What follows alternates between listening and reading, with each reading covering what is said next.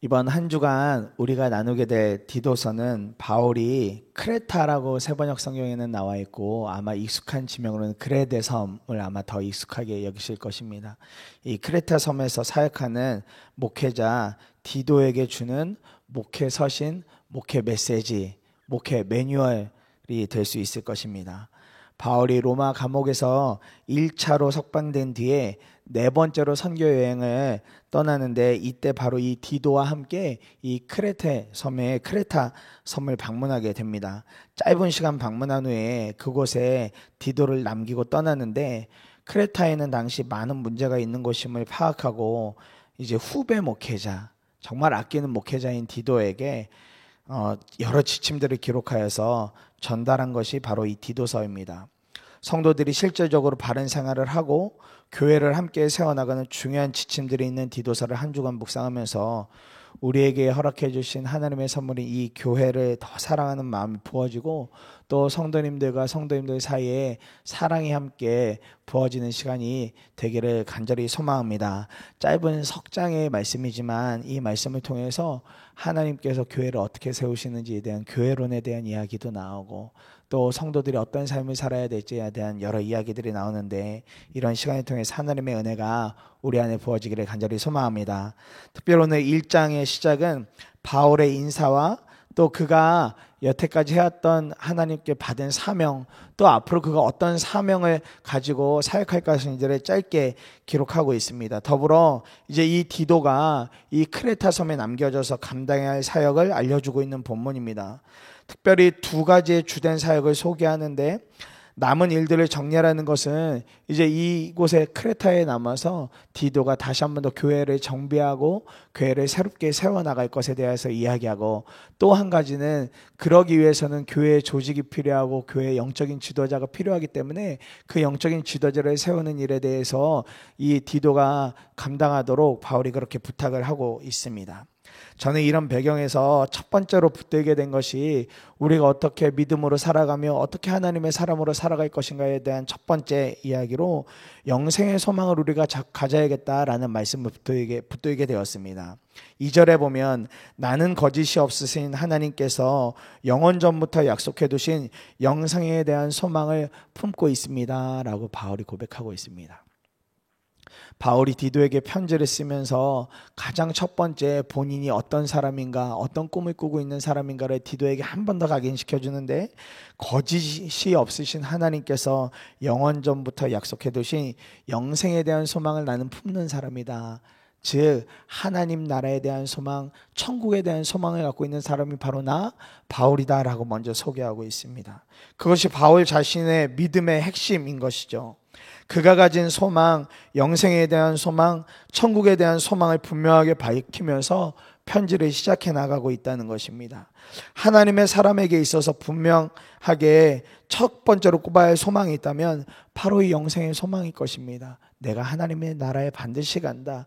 내가 구원을 받고 하나님을 잘 믿다가 반드시 갈 본향이 있다. 바로 천국에 대한 소망, 이것이 분명하게 우리에게 있어야 할 것입니다. 교회를 오래도록 다닌다고 해서 천국의 소망을 다 가지지 않는다는 것을 우리는 다 알고 있습니다. 교회를 다닌 연수가 천국에 들어가는 어떤 열쇠처럼 주어진다 아닌 것을 우리는 알고 있습니다. 우리가 정말 구원을 받고 하나님을 향한 아무것도 두려움 없이 하나님을 분명할 때 믿어지는 것, 분명하게 누릴 수 있는 것, 그것이 바로 천국의 소망이라는 것을 우리는 알고 있습니다. 천국을 머릿속에 그려보지만 그것이 나에게 실제로 다가오는 것에 대한 두려움을 그래서 갖고 있기도 합니다. 천국을 머릿속으로 그려보고 교회에서 말씀을 듣거나 또 교회 학교 아이들에게 천국에 대해 설명해 주면 천국은 너무 아름답고 가고 싶은 곳이라고 이야기하지만 막상 그곳에 우리가 죽어서 간다는 이야기를 듣게 되면 두려워하게 됩니다. 왜냐하면 그 중간에 죽음이라는 단어 때문에 그렇습니다. 죽음이라는 단어 때문에. 그런데 어느 누구도 이 죽음 때문에 천국에 가야 된다고 이야기하면 빨리 가고 싶지 않은 곳이라고 이야기하기도 해요. 믿음이 있음에도 불구하고요. 벌써 작년, 재작년에 저희 할아버지께서 소천하셨는데 소천하시기 전에 할아버지께서 한동안 이렇게 누워 계셨습니다. 오랜 시간 동안 누워 계셨습니다. 어느 날 할아버님 그렇게 찾아뵈러 갔는데 할아버님이 뭔가 이렇게 이제 본인의 이제 거의 기력이 다 쇠약해지신 것을 아시면서 뭔가 근심하고 계신 듯한 마음이 느껴졌습니다. 그래서 할아버님 거의 뭐 대답을 못하시지만 떠듬떠듬 이야기하는 중에 알게 됐습니다. 할아버님 안에 불안함이 있었다는 것, 두려움이 있었다는 것, 죽음에 대한 두려움이 있으시더라고요. 할아버님 늦게 예수를 믿으셨거든요. 예수님 넘어서 예수를 믿으셨지만 어떤 분명한 믿음이라기보다는 교회를 그냥 오가고 또 할머니를 따라서 오가는 그 정도의 믿음이셨습니다. 그러다가 막상 죽음을 정말 이제 목전에 앞에 두시니까 할아버님 안에 두려움이 있으시더라고요. 떨리는 모습이 보이고 얼굴이 굉장히 낙심된 모습이 보이고, 그래서 손주이지만 할아버님 안에 담대하게 다시 한 번 더 천국에 대한 복음을 천천히 들려드리고 천국에서 하나님이 얼마나 우리 할아버지를 기다리고 계시는지에 대해서 좀 긴 시간이지만 천천히 설명을 드렸습니다. 그랬더니 한 10분 15분 그렇게 말씀을 천천히 나눠드렸는데 얼굴이 바뀌어지시더라고요. 그리고 할아버님이 실제로 몇 달 후에 몇 달이 지나서 소천하셨는데, 소천하신 후에 할아버님의 얼굴이 그래도 이전보다 많이 평안한 얼굴로 이렇게 하나님 나라에 가신 것 보면서 너무나 감사한 마음이 들었습니다. 그런데 우리가 천국에 가자 그러면 여전히 우리 안에는 기쁨도 있지만 두려움도 있어요. 왜냐하면 죽어야만 간다는 생각이 크기 때문에요. 그래서 기왕이면 좀 천천히 죽었으면 좋겠고, 기왕이면 이 세상에 더 건강하게 오래오래 살다가 그때 천국에 갔으면 좋겠다라는 마음이 우리 안에 많이 있게 되어집니다. 이번에 중고청년부 학생들과 함께 전남 지역 이렇게 성지순례를 돌아다니면서 두 교회를 방문하게 됐었습니다. 저기 영광에 가면 염산교회와 야월교회라는 두 교회가 있는데, 이 두 교회가 다 6.25 때 공산당에 의해서 많은 순교자가 나온 그런 교회들입니다. 그런데 이 두 교회의 특징이 무엇이냐면 성도들이 정말 죽음을 두려워하지 않았다라는 거예요. 그렇게 총칼 또 때로는 그 이상의 정말 극렬한 그런 고문 속에서도 두려워하지 않았다는 겁니다. 근데 그 두려워하지 않았다는 것이 어느 나이 때부터냐면 3살 4살 되는 아이부터 80에 넘어가는 노년에 이르기까지 누구도 그 죽음을 두려워하지 않았다라는 거예요. 공산당들이 집요할 정도로 협박했더랍니다. 네가 하나님 안 믿겠다라고만 말하면, 교회 다니지 않겠다라고만 말하면 용서해 줄게, 살려줄게, 보내줄게. 그런데 누구 하나 꿈쩍하지 않더랍니다.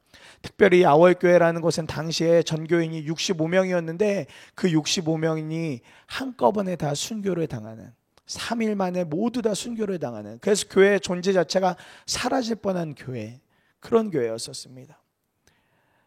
3일 동안의 시간이 주어졌을 때 어떤 사람은 실제로 마을을 벗어나기도 했었다고 그래요. 그러나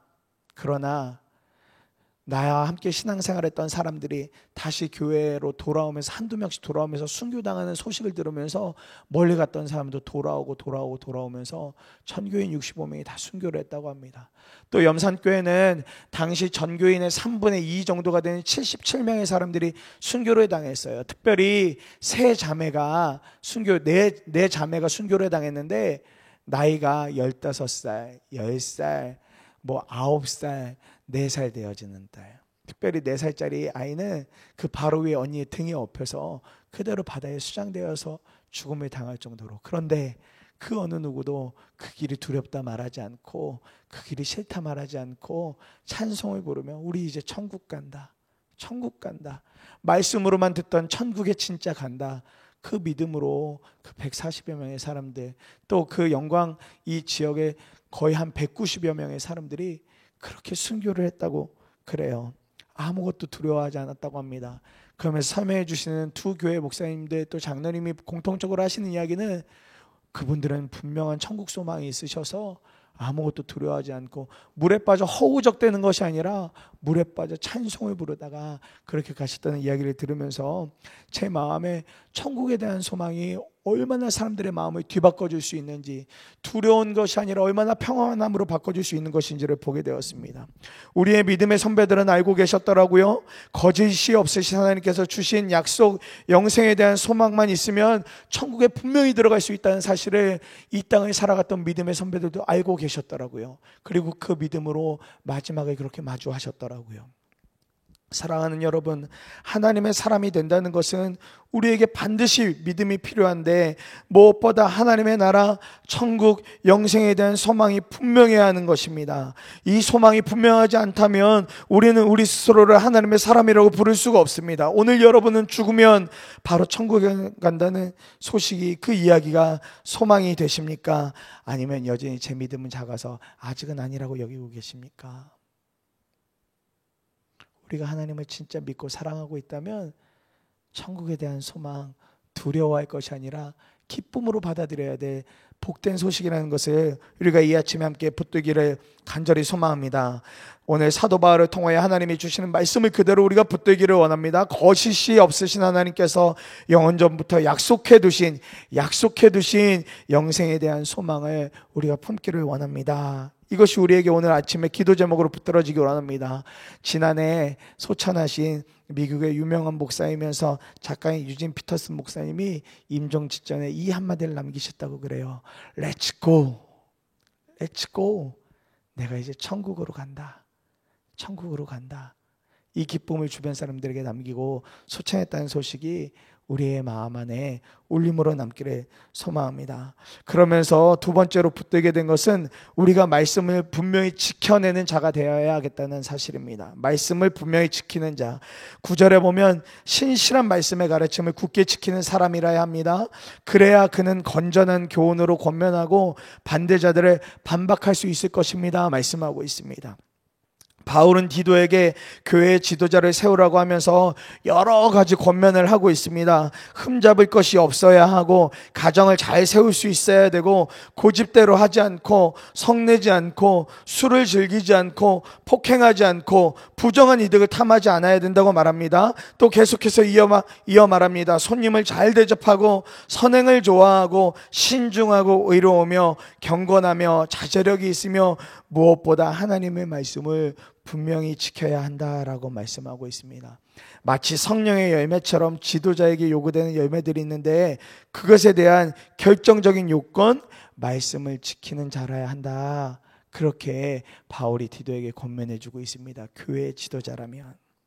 왜 이토록 많은 조건들이 나열되어져 있었겠습니까? 그것은 이 당시의 사회가 이야기를 해주고 있습니다. 이 크레타 섬에는 복음을 위협하는 사람들이 많이 있었는데 유대인들이나 복음을 믿지 않는 자들이 이 땅에서 많이 살아가고 있었습니다. 이 크레타 섬은 그 로마에서 보낸 사람들이 있었고 또 이미 크레타 섬에 살고 있었던 사람들이 있었고 또 헬라인들도 있었고 유대인들도 있으면서 여러 사람들이 뒤섞여 있었습니다. 그러니까 어느 하나 진리를 붙잡기가 어려운 땅이었었습니다. 거짓 교사들이 판을 치고 있었고 복음이라 말하는 사람들에 향해서 그거 복음이 아니라고 말하는 사람들이 있었고 특별히 유대교의 선봉자들이 있으면서 예수 그리스도를 부인하고 있던 땅이 이 크레타 섬이기도 했었습니다. 이런 상황 속에서 사도 바울이 디도에게 부탁하고 권면하고 있는 것은 지도자들을 세울 때 분명하게 한 가지 지켜야 될 것이 있는데 말씀을 진짜 소중하게 여기고 그 말씀을 지켜내야 하는 그 사람이 바로 이 섬에 있는 이 크레타 섬 교회의 지도자가 되어야 될 거야. 이 이야기로 권면을 하고 있는 것입니다. 복음을 믿지 않는 자들 앞에서 말씀의 권위를 삶으로 나타내기 위해서는 이 수많은 조건들, 이것들을 잘 지켜내고 마지막에 말씀을 더욱더 강건하게 붙드는 사람이 있어야 된다는 것을 이야기하는 것입니다. 그냥 말씀만 막 하고 끝나는 것 아니라 말씀을 삶으로 살아냈을 때 주어지는 권위로 인하여 복음의 반대편에 있었던 사람들, 예수 그리스도를 부인하던 사람들에게 오히려 반박할 수 있는 사람들이 세워져야 된다. 이 이야기를 하고 있는 것입니다. 근데 저는 오늘 이 말씀을 묵상하면서 한 가지 깨닫게 된 것이 이것이 과연 교회 지도자들에게만 필요한 덕목인 것인가? 교회의 어떤 영적 지도자들에게만 있어야 될 덕목인 것인가? 그렇게 질문해 봤을 때 그런 것이 아니라 예수 그리스도를 믿는 사람이라면 다 이런 조건에 합당한 삶을 살기 위하여 우리가 다름질해야겠다라는 생각이 붙들게 되어졌습니다. 그저 교회 지도자들만 정결하고 깨끗하고 복음을 살아내는 삶 아니라 예수 그리스도를 믿는 사람이라면 누구나 할 것 없이 하나님의 말씀 앞에서 정결하게 살아가고 가정을 세워나가고 흠없는 자가 되어야만 세상 가운데서 진짜 그리스도의 빛과 소금으로 살아갈 수 있겠다라는 마음이 붙들어지게 되었습니다. 저는 이런 사람 중 대표적인 인물을 꼽으라고 하면 주저앉지 않고 한 사람을 뽑게 되는데 고 안수현 씨입니다. 안수현 의사, 바보 청년, 바로 그 안수현 의사를 꼽게 됩니다. 33살이라는 젊은 나이에 하나님 나라의 부름을 받은 젊은 의사죠. 그런데 그냥 평범한 의사가 아니었습니다. 하나님을 정말 사랑하는 의사였습니다. 하나님을 진짜 사랑하는 의사. 환자들을 돌볼 때 의사로서 환자들에 대한 것이 아니라 하나님의 사람으로서 환자들에 대했습니다. 직업적인 의사로서 사람들 대한 게 아니라 하나님의 사명을 받은 사람처럼 하나님의 사람답게 환자들에 대했습니다. 병실을 돌다가 정말 기도가 필요한 분이 보인다면 다시 돌아와서 간절한 마음으로 기도를 해드렸어요. 중병이 있다거나 아니면 그 다음날 수술 일정이 있다거나 이런 분들을 마주하게 되면 회진을 다 돌고 나서 따로 시간을 떼어와서 그분을 위해서 간절하게 눈물로 기도해 주는 사람이었습니다. 그러면서 참 도전이 많이 되었던 한 부분은 그가 의사 생활을 하면서 인턴 생활을 하면서 받는 월급 중에 여러 모양으로 구분을 지어놨다는 거예요. 하나님께 드릴 헌금들을 다시 떼어놓고 본인의 생활할 수 있는 것을 작게 떼어놓고 그러는 중에 한 가지를 떼어놨는데 그거 다른 건 아니라 신앙서적과 당시에 CCM 테이프를 사는 비용을 따로 떼어놨다는 것입니다. 그런데 이것이 자기를 위해 사용되어지는 책이나 테이프가 아니었다라는 거예요. 회진을 돌다가 그렇게 정말 기도해 준 사람들이 있다면 또 한 번 찾아가서 신앙서적을 나눠주면서 복음을 전하고 CCM 테이프를 전해주면서 복음을 전하고 이걸 듣다 보면 마음이 편해질 거라고 두려워하지 마시라고 수술이나 어떤 병 때문에 고통스러운 환자들에게 그렇게 가서 복음을 전했다는 거예요. 그런 환자들뿐만 아니라 주변에 병원에서 일하는 직원들에게도 이와 동일한 방법으로 복음을 전하고 사랑을 전하고 그들의 편에 서서 친구가 정말 되어줬던 사람이었습니다. 이 안수현 씨가 군복무 중에 야외 활동을 하다가 갑작스러운 병을 얻게 됩니다. 그리고 그 갑작스러운 병 때문에 불과 얼마 되지 않는 짧은 시간 내에 소천하게 되었을 때 그의 장례식장에는 정말 발 디딜 틈이 없을 정도로 많은 사람들이 찾아왔다고 그래요. 33살밖에 되지 않았고 결혼도 하지 않은 미혼이었지만 그 사람의 죽음을 슬퍼하는 사람들이 그 장례식장의 발길이 끊어지지 않을 정도로 계속해서 찾아오고 또 찾아왔다고 합니다. 그리고 훗날 그를 기억하던 사람들의 입에서 기독교인이 아니었지만 내가 이 안수현이라는 이 한 사람으로 인하여서 복음을 믿게 되었노라고 고백하는 사람들이 참 많이 있었습니다. 복음의 반대편에 있었던 사람들, 복음을 전혀 몰랐던 사람들에게 삶으로 복음을 전한 진정한 하나님의 사람이 바로 이 고 안수현 씨, 안수현 의사였습니다. 사랑하는 여러분, 오늘 본문에 나온 지도자의 요건이 과해 보이지만 실상 이 모든 것들이 그리스도인이라면 마땅히 지켜나가야 할 열매들입니다.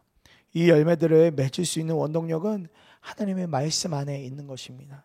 말씀 앞에 있는 것입니다. 우리가 말씀을 실제로 믿어나갈 때 우리의 삶에서 하나씩 열매로 붙들게 되어지는 일들인 것이죠. 오늘 우리가 살아가는 삶의 현장에는 반드시 복음의 반대편에 서 계신 분이 계실 거예요. 직장에도 있을 수가 있고요. 자주 가는 동네 편의점 주인이 그럴 수도 있습니다. 또 오늘 우리가 어떻게 대중교통을 이용하게 된다면 대중교통의 기사분이 그 복음의 반대편에 서 계시는 분일 수도 있어요. 자녀를 학교에 보낼 때 학교의 선생님이 복음의 반대편에 있는 사람이 될 수도 있을 것이고 우리 옆집에 사는 어떤 사람이 복음의 반대편에 서 있는 사람일 수도 있을 것입니다. 그렇다면 우리와 반대편에 있는 그들에게 무엇을 가지고 복음을 전하고 무엇을 가지고 부인하고 있는 저들에게 반박할 수 있겠습니까? 다름이 아니라 말씀을 살아내는 우리의 삶을 통하여 복음을 살아내는 그 삶을 통하여 우리가 그들에게 하나님을 전할 수 있고 한 예수 그리스도가 진짜 살아계신 하나님이라고 반박해서 알려줄 수 있는 것 아니겠습니까? 어느 순간에도 흔들리지 않고 말씀을 분명히 지키는 삶을 통하여 하나님이 전해지고 복음의 대적자와 영적인 싸움에서 승리하게 될 줄 믿습니다. 저는 오늘 이 아침에 말씀을 마무리하려고 합니다. 우리에게 너무나 분명한 영생의 소망, 천국의 소망이 진짜 있어야 되겠습니다. 다른 사람이 갖고 있는 천국의 소망 아니라 내가 붙들고 있는 나의 천국의 소망, 내가 바라보는 하나님의 나라가 분명하게 우리에게 세워져 있어야겠습니다. 이 이야기가 먼 훗날의 이야기가 아니라 바로 오늘 천국의 소망, 영생의 소망에서 그 나라를 꿈꾸고 갈망하며 삶을 살아가야 하겠습니다. 빨리 가고 싶은 곳, 빨리 하나님과 함께하고 싶은 곳. 그런데 이 땅을 살아가면서 우리가 주 예수님만 분명하게 바라볼 수 있다면 이 세상에 많은 어려움이 있어도 사실 이 땅 자체가 천국이 될 줄 믿습니다. 더불어 말씀을 분명히 지켜내는 삶을 살아야겠습니다. 어느 순간에도 흔들리지 않고 말씀을 분명히 지키는 삶을 통하여 하나님께서 영광을 받으시고 오늘 하루도 주님과 그렇게 믿음으로 동행하게 해 주실 것입니다. 하나님의 말씀을 실제로 살아내시고 하나님의 말씀을 붙드는 가운데 오늘 하루도 승리하는 사랑하는 성도님들의 삶이 되시기를 간절히 축복합니다. 오늘 두 번에 나눠서 함께 기도하도록 하겠습니다. 첫 번째, 우리가 함께 기도할 때